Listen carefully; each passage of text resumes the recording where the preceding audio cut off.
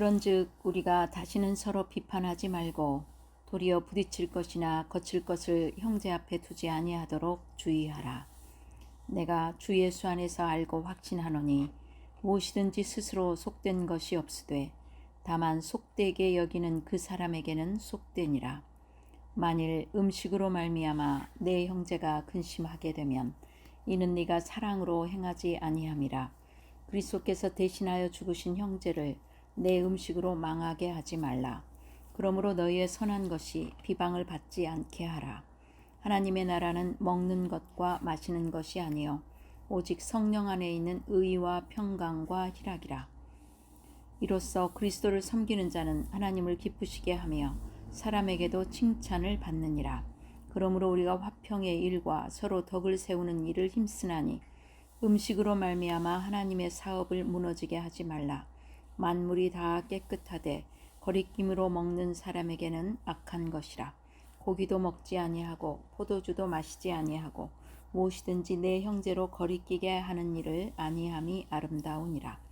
내게 있는 믿음을 하나님 앞에서 스스로 가지고 있으라. 자기가 옳다 하는 바로 자기를 정죄하지 아니하는 자는 복이 있도다. 의심하고 먹는 자는 정죄되었나니 이는 믿음을 따라 하지 아니하였기 때문이라. 믿음을 따라 하지 아니하는 것은 다 죄니라. 아멘. 오늘 우리에게 주신 말씀은 로마서 14장 13절로 23절입니다. 사소한 것들로 다투지 말라는 말씀의 제목입니다. 로마서 14장은 성도의 교회 생활에 있어서 상당히 중요한 문제를 다루고 있습니다. 핵심 구절은 이미 우리가 살펴본 1절 후반입니다. 너희가 받되 그의 의견을 비판하지 말라. 쉽게 말해서 사소한 문제로 성도 간에 서로 다투지 말라는 것입니다. 신앙생활을 할 때 사소한 문제에 대한 견해 차이로 싸우지 말라는 것이 로마서 14장의 핵심입니다. 본문의 중심점은 그리스도인의 자유가 사랑에 의해서 제한을 받는다는 데 있습니다. 믿음이 강한 자들은 아무 음식이나 거리낌이 없이 먹을 수가 있습니다. 그러나 만일 음식으로 말미암아 내 형제가 근심하게 되면 이는 내가 사랑으로 행하지 아니함이라고 말씀합니다. 그렇게 되면 어떻게 되겠습니까? 그리스도께서 대신하여 죽으신 형제를 내 음식으로 망하게 하는 결과를 가져오게 된다는 것입니다. 나는 자유 하나 그 자유가 사랑에 의해서 그 자유도 사랑에 의해서 행해져야 한다는 것입니다. 이 관계를 자유와 사랑 간의 긴장이라고 말합니다. 자유와 사랑이 조화를 이루어 나가야 함을 의미합니다. 14장을 마무리하는 강한 자들에 대한 책임에 관한 말씀입니다. 첫째, 교회 안에 존재하는 사소한 견해 차이입니다. 오늘날 교회는 다양한 삶의 배경을 갖고 있는 사람들이 모여 있습니다.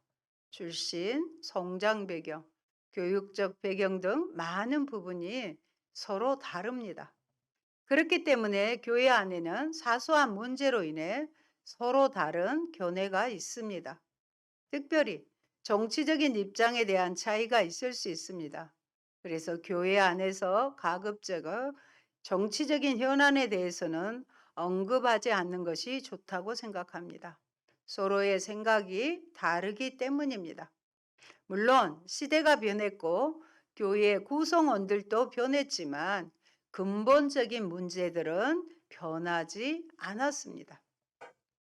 그러나 사실 이러한 문제는 구원에 관한 결정적인 문제가 되는 것이 아니고 교인들의 견해가 서로 다르기 때문에 사소한 문제라고 볼 수 있는 것들입니다. 서로가 자신의 확신을 주장하고 행동하더라도 사랑이 없이 행동하면 사랑이 없으면 서로를 걸려 넘어지게 하고 상처를 주게 됩니다. 요즘에 종종 교회에서 상처를 받아서 신앙생활을 안 하고 있다는 그런 안타까운 소식들을 많이 듣습니다.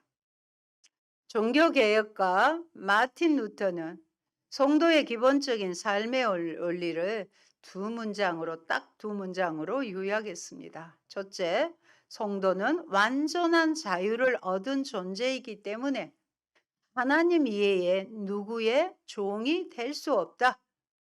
둘째, 성도는 그럼에도 불구하고 또 다른 측면에서 모든 사람을 섬기는 자발적인 종이다. 이렇게 말했습니다. 그러니까 루터는 성도의 삶을 모든 사람의 종이 아니면서도 또한 모든 사람의 종이라는 표현을 쓴 것입니다.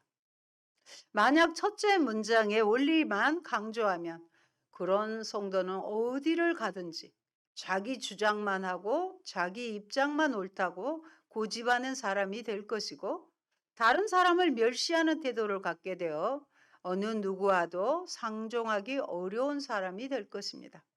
반면 둘째 문장의 원리만 강조하면 그런 성도는 다른 사람의 노예로 전락할 가능성이 많고 다른 사람들에게 이용당할 확률이 매우 높습니다. 그렇기 때문에 성도는요, 완전한 자유인이면서 또한 자발적인 종이라는, 다시 한번 말씀드릴게요. 완전한 자유인이며 또 자발적인 종이라는 두 가지 원리 사이에서 지혜로운 균형을 갖고 살아야 하는 것입니다. 둘째, 사소한 문제에 관한 견해 차이가 있을 때 취해야 할 행동 원리들입니다. 사도 바울은 교회 안의 사소한 문제들에 관해 성도 간 견해 차이가 생겼을 때 어떻게 하는 것이 좋을지 5가지 기본 원리를 설명했고요. 또 그런 원리들을 왜 따라야 하는지에 대해 정리해 주었습니다. 첫째는요, 믿음이 연약한 자를 받으라는 것입니다. 성도 간 서로 다투거나 싸우지 말고 인정해 주고 받아주라는 것입니다. 바울이 이런 행동 원리를 말하게 된 출발은 성도가 모두 그리스도 안에서 형제 자매요 주 안에 한 가족이기 때문이라는 것입니다. 구주 예수님에 의해 구원받아 한 아버지 하나님의 성품에 참여한 존재가 되었으니 사소한 문제에 대해 서로 동의하지 않는다고 해서 다투지 말고 받아주라는 것입니다. 공동체의 유익을 위해 자신의 자유를 제어하는 것이 온유이며 겸손이고 사랑입니다. 성경에서 말하는 온유는요, 성격이 부드러운 것이 아닙니다. 자기가 충분히 권리를 주장할 수 있는 것도 공동체의 이익을 위해 포기하는 마음. 또 자기가 할 수 있는 말도 공동체의 이익을 위해 하지 않는 것이 바로 온유함입니다. 그것이 겸손이고요, 사랑입니다. 여러분, 한 아버지에게 여러 자녀가 있다고 가정할 때 자식들끼리 사소한 문제로 싸우고 반목하고 원수와 같이 지낸다면 아버지의 마음이 어떻겠습니까? 성도들은 한 아버지를 모신 아버지의 자녀들이고 형제 자매이기 때문에 사소한 문제에 관해서는 이래도 그만 저래도 그만인 것입니다. 그렇기 때문에 사도 바울은 중요한 문제가 아니니 서로 받아줄 것을 명했습니다. 둘째로 서로 업신여기지 말라고 했습니다. 3절 절반에 보면 지금의 말씀은 14절을 정리하는 차원에서 말씀드립니다. 먹는 자는 먹지 않는 자를 업신여기지 말고라고 기록되어 있으며 후반에도 이는 하나님이 저를 받으셨음이라고 기록되어 있습니다. 하나님께서 받아주신 사람을 누가 멸시하고 무시하고 업신여길 수 있겠습니까? 믿음이 강한 사람은 믿음이 약한 사람을 업신여기지 말아야 합니다. 셋째로 비판하지 말라는 것입니다. 3절의 중반에도 보면은요. 먹지 못하는 자는 먹는 자를 판단하지 말라고 기록되어 있습니다. 하나님이 그들을 세우시고자 믿음을 강하게 하신 것을 믿음이 약한 자가 함부로 비판하는 것은 적반하장과 같다는 것입니다. 넷째로 신앙이 결정적으로 중요한 문제가 아니거든 각각 마음에 확신한 대로 행동하라는 것입니다. 자신이 옳다고 생각하는 것에 대한 확신을 갖고 행동하는 것은 매우 중요합니다. 괜히 남들이 하는 말에 좌지우지될 필요가 없는 것입니다. 23절의 말씀에 의심하고 먹는 자는 정죄되었나니 이는 믿음을 따라 하지 아니하였기 때문이라. 믿음을 따라 아니한 것은 다 죄니라고 했습니다. 죄의 정의를 지금 말씀하고 있죠. 어떤 것입니까? 믿음을 따라 하지 않는 것. 우리가 어떤 일을 할 때 믿음을 따라 하지 않는 것은 다 죄라고 했습니다. 여기서 말하는 믿음은요, 구원에 이르는 절대적인 믿음을 말하는 것이 아니에요. 자기 양심에 확신하는 것과 어울리지 않는 행동을 하는 것을 의미하는 것입니다. 다섯째로, 그럼에도 상대를 배려하라는 것입니다. 아무리 내가 옳다고 생각해도 남을 배려하는 자세를 견지하라는 것입니다. 13절에 그런즉 우리가 다시는 서로 비판하지 말고 도리어 부딪힐 것이나 거칠 것을 형제 앞에 두지 아니하도록 주의하라고 기록되어 있습니다. 우리는 하나님으로부터 자유를 얻은 존재이지만 나의 자유가 다른 사람의 자유를 해치는 경우에는 스스로 누릴 수 있는 자유를 제한할 줄도 알아야 한다는 것입니다. 왜냐하면 성도들의 중요한 관심사는 다른 성도들이 사소한 문제에 있어서 모두 자기 의견에 동조하도록 만드는 것이 아니고 내 의견을 따라 이런 것이 아니고 어떻게 하면 서로 영적으로 진보를 이룰 수 있는가 하는 것입니다. 믿음이 약한 형제를 위해서 스스로 자유를 제한하는 것은 그래서 매우 중요합니다. 15절 말씀에 만일 음식으로 말미암아 내 형제가 근심하게 되면 이는 내가 사랑으로 행하지 아니함이라. 그리스도께서 대신하여 죽으신 형제를 내 음식으로 망하게 하지 말라고 했고요. 20절에도 음식으로 말미암아 하나님의 사업을 무너지게 하지 말라. 만물이 다 깨끗하되 거리낌으로 먹는 사람에게는 악한 것이라고 되어 있습니다. 21절 후반에도 무엇이든지 내 형제로 거리끼게 하는 일을 아니함이 아름다운이라고 기록되어 있습니다. 결국 성도는요, 자기 의견이 아무리 옳고 더 큰 믿음을 바탕으로 한 입장이라 할지라도 사소한 문제를 갖고 서로 비방하거나 멸시하지 말고 서로 배려하고 받아주어야 합니다. 사실 가정에서도 부부끼리 다투는 것은 큰 문제로 인함이 아닙니다. 예를 들면 왜 치약을 짤 때 가운데서부터 짜느냐로부터 왜 화장실에서 나올 때 신발을 거꾸로 벗어놓지 않느냐와 같이 사소한 문제들로부터 시작되는 경우가 대부분입니다. 성도는 사소한 문제로 견해 차이가 생기면 서로를 인정하고 배려하는 삶을 살아야 합니다.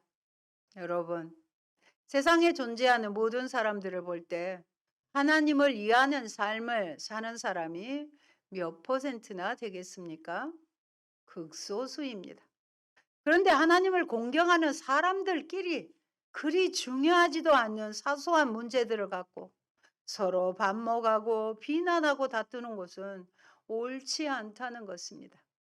사소한 문제 앞에서 서로 양보하는 것이 좋습니다. 지는 것이 곧 이기는 것입니다. 이기려고 예를 쓰면 지는 경우가 많습니다. 셋째, 하나님 나라는 생활 방식이 아닌 신앙으로 이루어집니다. 17절에 보면 하나님의 나라가 소개됩니다. 먹는 일과 마시는 일이 아니라 성령 안에서 누리는 의와 평강과 희락이라고 했습니다. 그렇다면 의와 평강과 희락의 하나님의 나라는 지금 어디에 있습니까? 정말론적 의미에서의 하나님 나라는 우리가 다 이해할 수 없는 신비한 곳입니다. 그러나 한편으로 하나님 나라는 이미 이 땅에 임하였다고 할 수 있습니다. 하나님 나라는 실제적인 용토가 아니고 하나님의 통치가 미치는 영역. 다시 한번요. 하나님의 나라는 하나님의 통치, 하나님의 통제가 미치는 영역을 가리키는 것입니다. 그러한 의미에서 하나님의 나라는 이미 이 땅에 임한 것입니다. 하나님 나라는 이미 예수 그리스도와 함께 이 땅에 왔습니다. 또 성령께서 강림하심으로 비로소 이 땅에 하나님의 통치권이 미치게 되었고 그로 인해 하나님의 나라가 도래한 것입니다. 하나님의 나라는 그리스도의 초림과 성령의 강림으로 비로소 임할 것입니다. 그리고 이 하나님의 나라는 아직 불완전하며 현재 완전한 하나님의 나라를 향해 나아가고 있습니다. 어떻게 가능합니까? 눈에 보이지 않는 하나님 나라를 바로 의와 평강과 희락을 자신의 생활에서 누리는 사람이, 우리의 삶 가운데 의와 평강과 희락을 누리는 사람이 하나님 나라를 경험할 수 있습니다. 이것은 먹는 것과 마시는 것이 상징하듯이 육적인 일들과 그것을 취하는 생활 방도로 경험되는 것이 아닙니다.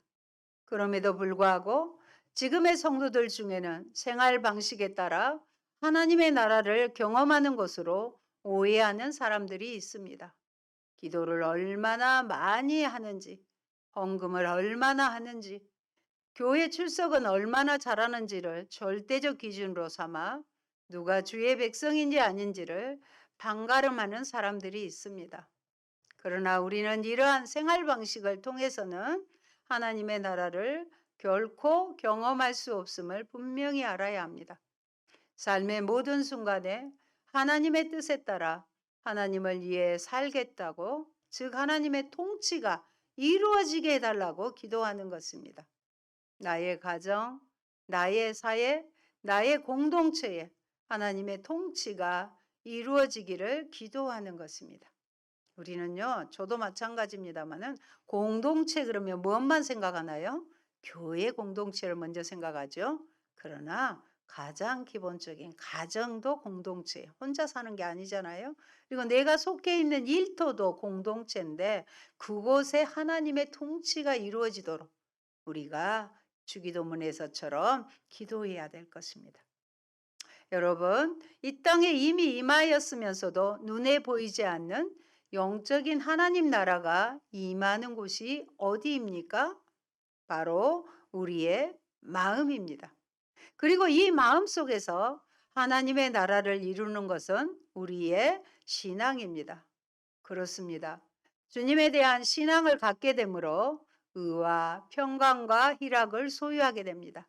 신앙이 주된 문제입니다.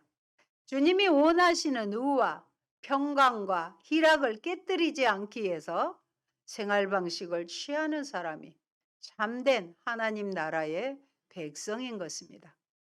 하나님의 통치가 있는 곳에는 성령 안에서 누리는 의와 평화와 기쁨이 경험될 수 있습니다. 그 놀라운 하나님의 통치를 공동체에 실현하여 의와 평화와 기쁨이 넘치게 하는 것이 공동체 생활의 목표입니다. 그런데 그것이 성령 안에서 하는 것은 이는 인간의 힘으로 되는 것이 아니에요. 성령 안에서만이 가능하여진다는 점을 드러내기 위함인 것입니다. 요한복음 14장 17절의 말씀을 같이 보도록 하겠습니다. 그는 진리의 영이라 세상은 능히 그를 받지 못하나니 이는 그를 보지도 못하고 알지도 못함이라. 그러나 너희는 그를 아나니 그는 너희와 함께 거하시며 또 너희 속에 계시겠음이라. 아멘. 성령님이 우리와 너희와 함께 계시고 우리 안에 계실 때에야 하나님의 나라, 의와 평강과 희락, 기쁨이 나라가 되는 것입니다. 첫째로 조금 더 디테일하게 설명드립니다. 첫째로 꼽은 의라는 것은요, 의가 뭐이냐? 하나님과의 교제가 바른 관계로 회복되었음을 의미하는 것이 의예요. 평강이란 또 하나님과의 관계가 회복된 자들이 누리게 된 평화요. 희락은 구원 얻은 성도들이 맛보게 되는 내적인 기쁨을 말하는 것입니다. 이렇게 적용시킬 수 있습니다. 하나님과의 관계에서는 뭐가 있어야 돼요? 의가 있어야 되고, 형제와의 관계에서는 화평이 있으며, 자기 자신과의 관계에는 기쁨이 있다면 그것이 곧 하나님 나라라는 말씀입니다. 한 번 더 강조할게요. 하나님과의 관계에는 의로운 관계, 형제와의 관계는 화평, 평화의 관계, 또 자기 자신과는 기쁨, 희락이 있을 때 곧 하나님 나라가 임하게 되는 것입니다. 하나님의 나라가 임한 곳에는 의와 평강과 희락이 있습니다. 그리고 15절에 나오는 사랑이 있습니다. 그런즉 우리는 다시는 서로 비판하지 말고 도리어 부딪힐 것이나 거칠 것을 형제 앞에 두지 아니하도록 13절에 보면 주의하라고 합니다. 왜냐하면 이것은 하나님 나라를요 파괴하는 행위이기 때문입니다. 그렇게 하기 위해서는 사랑으로 행해야 한다는 것입니다. 성도 여러분은 하나님 나라를 누리고 계십니까? 여러분의 마음속에 의와 평강 그리고 희락이 넘치십니까? 우리는 분명 하나님의 나라에 살고 있습니다. 그러나 신앙보다 생활 방식을 더 중요한 것으로 생각해서 그것으로 형제들을 판단하고 미워하고 상처 주는 경우가 있습니다. 그것은 곧 하나님의 나라인 의와 평강과 희락을 깨뜨리는 것입니다. 참으로 가슴 아픈 현실입니다. 그리스도께서는 대속의 죽음을 죽으심으로 모든 형제에게, 자매에게 하나님의 나라를 주셨건만 우리는 그것을 누리지 못하고 살 때가 있습니다. 여러분은 이런 실수를 하지 않기를 원합니다. 신앙이 더욱 중요한 것임을 잊지 마시기 바랍니다. 주님 안에서 바른 신앙으로 하나님의 나라가 이루어짐을 믿으시기 바랍니다. 그러면 여러분의 마음 속에서 하나님의 나라가 임하는 것을 확인할 수 있게 될 것입니다. 넷째, 화평의 일과 서로 덕을 세우는 일에 힘쓰라고 합니다. 덕을 세우는 일은 마치 집을 세운다는 의미입니다. 서로를 비판하면서 걸려 넘어지게 해서는 하나님의 통치를 경험할 수 없고요. 공동체가 세워질 수 없습니다. 그러므로 서로를 용납하고 서로 받아들이며 집을 세워나가는 것처럼 공동체의 유익을 위해 서로 양보하고 공동체를 지어나가라고 바울은 마지막으로 권면합니다. 다음으로 화평을 도모하는 일입니다. 하나님의 공동체에서 화평을 도모하는 일에 힘쓰는 것이 바로 공동체를 세우는 일입니다. 그리고 사도는 14장을 끝마치기 전에 믿음을 강조하고 있습니다. 이제까지는 어떻게 행할 것인가 하는 행함을 강조했다고 말할 수가 있습니다. 그런데 이곳에서 믿음은 확신이라는 의미로 사용되어 사랑으로 대체해도 같은 의미가 됩니다. 믿음은 우리 자신의 양심을 지도하며 사랑은요, 다른 사람의 양심을 존중합니다. 믿음은 자유를 주며 사랑은 그 자유를 제어합니다. 여러분의 믿음은 성경에 입각한 하나님 앞에서의 22절에 나와 있는 하나님 앞에서의 믿음입니까? 그렇다면 아무도 그 믿음을 간섭할 수는 없는 것입니다. 믿음은 해방과 자유를 선언합니다. 그러므로 믿음을 따라 하지 아니하는 것은 다 죄다고 말씀합니다. 또 믿음이 없이는 하나님을 기쁘시게 못합니다. 히브리서 11장 6절의 말씀인데요. 우리에게 믿음이 있을 때 하나님이 기뻐하시고요. 믿음을 따라 해야만이 죄를 짓지 않게 되는 것입니다. 그러므로 여러분에게 있는 믿음을 하나님 앞에서 스스로 가지고 계십시오. 믿음은 하나님께서 나에게 주신 선물입니다. 여러분에게 있는 자유는 예수 그리스도의 피로 사셔서 우리에게 주신 고귀한 자유인 것입니다. 사랑하는 성도 여러분, 우리는 모두 하나님이 받아주신 사람들입니다. 또 우리는 모두 한 아버지를 모신 형제 자매입니다. 그리고 우리를 최종적으로 판단하실 분은 하나님이십니다. 그렇기 때문에 사소한 문제를 가지고 서로 다투지 말고 영혼을 바라보며 살아야 할 줄로 믿습니다. 오래전부터 교회 전통에서 내려오는 격언으로 결론을 맺습니다. 따라해 주시기 바랍니다. 핵심적인 것에는 일치를, 주변적인 문제에는 자유를, 모든 일엔 사랑을. 제가 한 번 더 할게요. 핵심적인 것에는 일치를, 본질적인 것에는 일치를, 주변적인 사소한 지엽적인 문제는 자유를, 모든 일에는 사랑을. 그러므로 하나님이 우리의 마음을 넓혀주시기 원하며 사소한 문제가 발생했을 때 서로 받아줄 수 있는 넉넉한 성도들이 되기를 주님의 이름으로 축원합니다. 아멘. 좋으신 아버지 감사합니다. 우리를 사랑하셔서 공동체를 허락해 주시고 가장 먼저 가정을 허락하시며 교회 공동체를 허락하시고 또 일할 수 있는 일터에서의 공동체를 허락해 주시니 감사합니다. 아버지 하나님, 특별히 가정과 교회 안에서 하나님께서 우리를 받아주시고 용납한 이 구성원들 간에 형제 자매 간에 서로 비판하고 판단하는 일들이 있을 수 있습니다. 하나님, 오늘 주신 말씀처럼 다 용납하고 본질적인 것은 지켜가되 사소한 것, 또 지엽적인 것은 자유함을 주고 또 하나님 아버지 또 모든 일에는 사랑으로 믿음으로 할 수 있는 저희가 되게 하여 주시옵소서. 그리하여 우리가 속해 있는 일터에서도 하나님의 나라가 임할 수 있는 저희가 되게 하옵소서.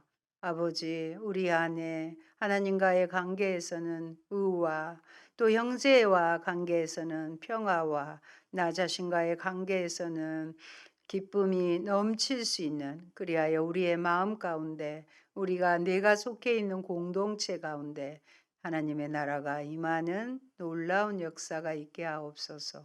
사소한 것들로 아버지 다투지 않게 하시고 서로 덕을 세우고 화평을 케하는 저희가 되게 하옵소서. 예수님 이름으로 기도합니다. 아멘.